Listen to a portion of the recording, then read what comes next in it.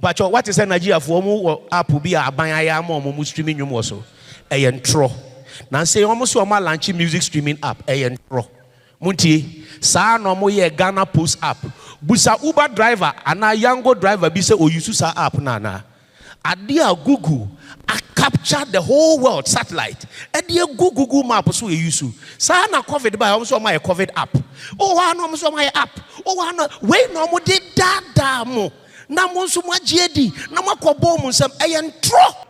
John Dramani Mahama etam sika $3.6 million ede ma wo baba ko se won penti bars $3.6 million asana me beka me be kire mu because mo bi enkola your friend Bars Brandon easy girl grabs $3.6 million contract. And you depend bars. You depend bars. You depend bars.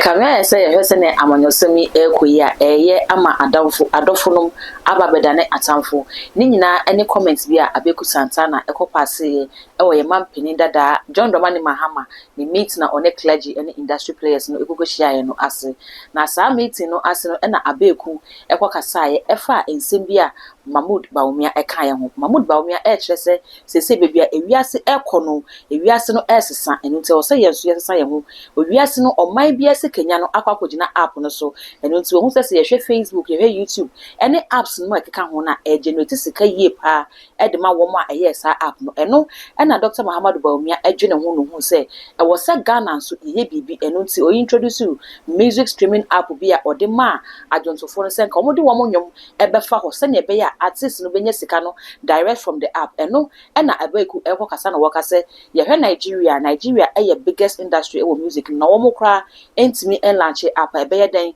na Ghana yetimi launch app sasem we na akwakọ frefre ntokwa bi ede aba media no so a mede eba besom menka asem emfa hye Abeiku ano ma ye nyina yenko ne nkotie ansa na no meka wo se Dr. Abednego number so na egu ase we fa na friend for all your spiritual problems na omo afi so too much use na we dey go so subscribe my page we na ni adoma no sa no upload bi aba on sabeti aka yenkotie se na ye bra peni Abeiku Santana kan 75. The biggest music destination in Africa is Nigeria. Anye bia me pamocho omo music streaming app ana me busamo. But what is Nigeria for omo app bia abanya mo streaming nwom wo so tro.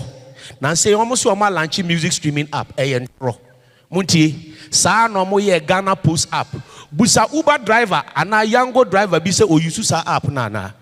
Adia Google I capture the whole world satellite. Adia Google map so e use. Sa na COVID by almost my COVID app. Oh wa no almost my app. Oh wa no we no mo de dada mo. Na mo so mo agedi na makobo mo nsam tro. Enko ba bia enye hwe. Eti mamu ma omo fa sa app ni dada won kan je say digitalisation.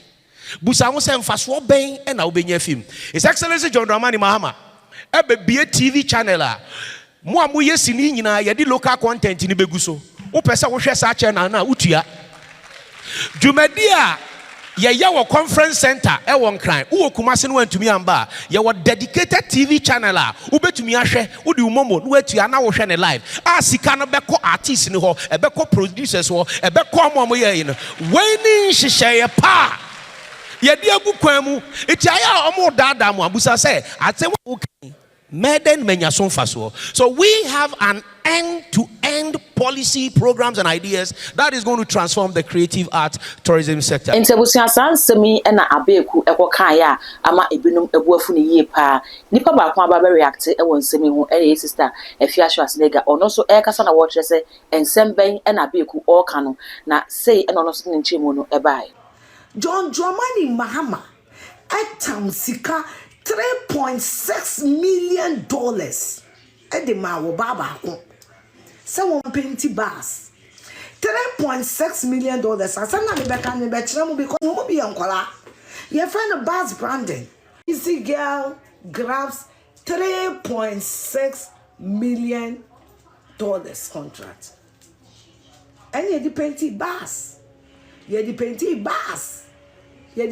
bars enti mo bi meta me kan John say John Dramani Mahama ba aba be boy entertainment industry no oba nkane no wa me boy na ba obe wo me boa mo wo ba nkane no kwa no wo 4 more years and was here to aba man no wa me boy oba ye no or because the first time no now he needed to prove himself to go for second time. So what happened? Or tam $3.6 million more baba ko se draw famity any atamel city any one tea.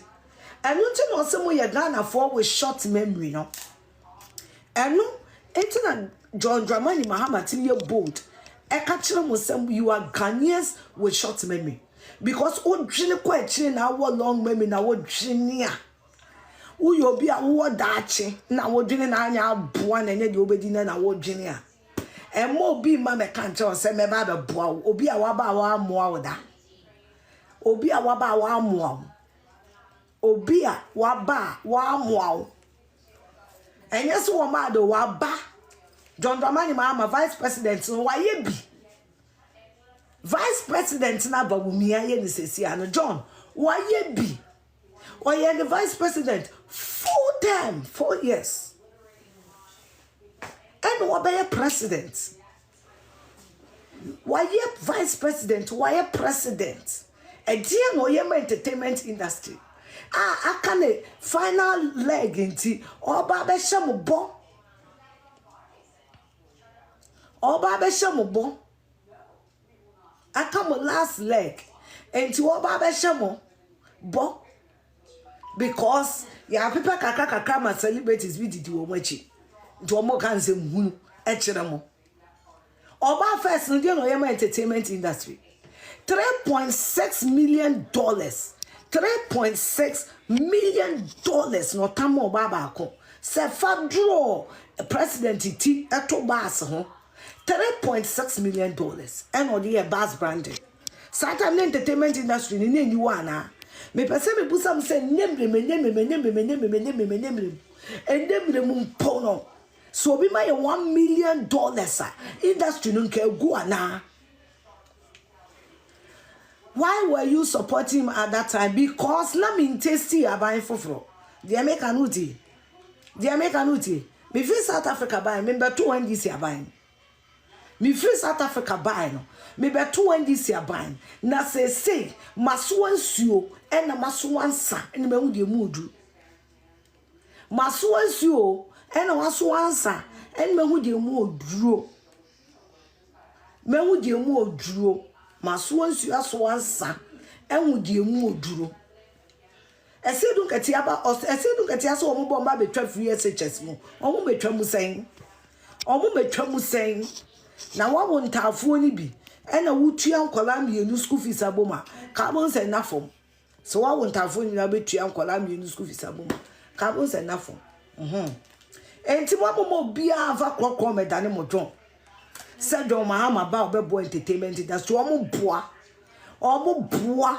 mo bia mefa krokro medane mo John se John Mahama ba bebo onimu bia NDC eye na da eye kom ene de wo mo NDC eye na da eye kom ne de wo mo eye kom eye krono kom etwe kom so mo be ba no ma be di nkrofo yire no ne wo mo guess ene de wo mo corruption kom ne de wo mo me say o se oba Ghana also oba bebo entertainment industry or the $3.6 million and a my duro ni petty now kwa printing press